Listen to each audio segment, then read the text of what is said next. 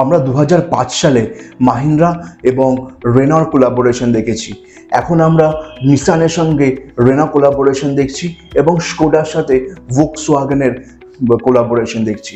প্রত্যেকটা কোলাবোরেশনের একটাই মাত্র লক্ষ্য থাকে, সেটা হচ্ছে সেম প্ল্যাটফর্ম ইউজ করে বিভিন্ন রকমের গাড়ি ডেভেলপ করা।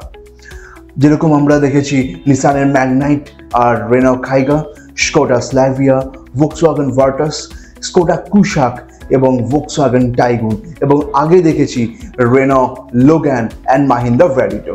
আমি কোলাবোরেশন বা জয়েন্ট ভেঞ্চারের বিরোধী নই, বরঞ্চ কোলাবোরেশন বা জয়েন্ট ভেঞ্চার তো ভালো। এতে টেকনোলজির আদান প্রদান হয়, এমার্জিং মার্কেটে নতুন নতুন গাড়ি ডেভেলপ করা যায়, এফিসিয়েন্সি বৃদ্ধি পায় এবং অনেক খরচ বাঁচে। কিন্তু মারুতি সুজুকি অ্যান্ড টয়োটার মধ্যে কি শুধু জয়েন্ট ভেঞ্চার হয়েছে, নাকি তারা শুধুমাত্র রিব্যাজিং করে গাড়ি লঞ্চ করছে, এবং এটা কি আদৌ আমাদের দেশের পক্ষে ভালো? আজকে এই ভিডিওতে এই বিষয়ে আলোচনা করব। কিন্তু তার আগে দি মোটর স্টেশন বাংলা ইউটিউব চ্যানেলে আপনাদের সবাইকে স্বাগত। 2017 সালে Maruti Suzuki India and Toyota ইন্ডিয়ার মধ্যে মেমোরান্ডাম অফ আন্ডারস্ট্যান্ডিং স্বাক্ষরিত হয়। এরপরে আমরা কি দেখেছি? Maruti Suzuki Baleno Toyota Glanza হয়ে গেছে, Maruti Suzuki Brezza Toyota Urban Cruiser হয়ে গেছে, Maruti Suzuki Grand Vitara Toyota Urban Cruiser Hyryder হয়ে গেছে, Maruti Suzuki Fronx Toyota Taisor হয়ে গেছে, Maruti Suzuki Ertiga Toyota Rumion হয়ে গেছে, and Toyota Innova Hycross Maruti Suzuki Invicto হয়ে গেছে। অর্থাৎ সেম গাড়ি কিছু কসমেটিক চেঞ্জেস করে হয় মারুতি সুজুকি বা টয়োটা নামে রিব্যাজিং করে ইন্ডিয়ান মার্কেটে লঞ্চ হচ্ছে। কিন্তু এতে ইন্ডিয়ানদের যে খুব একটা বেনিফিট হচ্ছে আমার সেটা পার্সোনালি কিন্তু মনে হয় না। কিন্তু মারুতি সুজুকি অ্যান্ড টয়োটার যে ব্যাপক বেনিফিট হচ্ছে সেটা কিন্তু বোঝাই যাচ্ছে। আগে মারুতি সুজুকির পোর্টফোলিওতে, মানে ইন্ডিয়ান পোর্টফোলিওতে ডি সেগমেন্টের কোনো গাড়ি ছিল না। তারা টয়োটা ইনোভা হাইক্রসের প্ল্যাটফর্ম, চ্যাসি অ্যান্ড ডিজাইন টয়োটার কাছ থেকে পেয়ে গেল।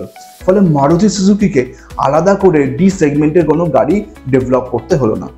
সেরকমভাবে টয়োটার ইন্ডিয়ার পোর্টফোলিওতে কম্প্যাক্ট হ্যাচব্যাক, কম্প্যাক্ট এসইউভি এবং 7 সিটার বাজেট এমপিভির কোনো গাড়ি ছিল না।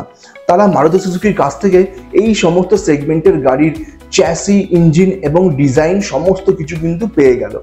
ফলে টয়োটাকেও কিন্তু টাকা খরচা করে কোনো রকম গাড়ি ডেভেলপ করতে হলো না। মারুতি সুজুকি আমাদের দেশে বরাবরই ফার্স্ট পজিশনে থাকে গাড়ি বিক্রি নিরিখে, এবং টয়োটা ইন্ডিয়া কিন্তু আস্তে আস্তে 5th পজিশনে চলে এসছে, মানে টপ 5 পজিশনে চলে এসছে গাড়ি বিক্রি নিরিখে।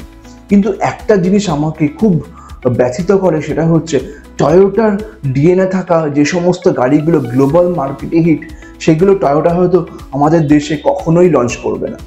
গ্লোবাল মার্কেটে কিছু টয়োটার হিট গাড়ি, যেরকম Toyota ago x, Yaris cross এবং প্রায়াসের মতো গাড়িগুলোকে আমরা হয়তো ইন্ডিয়ানরা কখনোই চালাতে পারবো না। সুতরাং আমাদেরকে মারুতি ব্যালেনো বা টয়োটা গ্লানজা নিয়েই খুশি থাকতে হবে। মারুতি এবং টয়োটার মধ্যে এই যে জয়েন্ট ভেঞ্চার বা কোলাবোরেশন, এই ব্যাপারে আপনার যদি কোনো মন্তব্য থেকে থাকে তাহলে অবশ্যই আপনি আমাকে কমেন্ট করে জানাতে পারেন।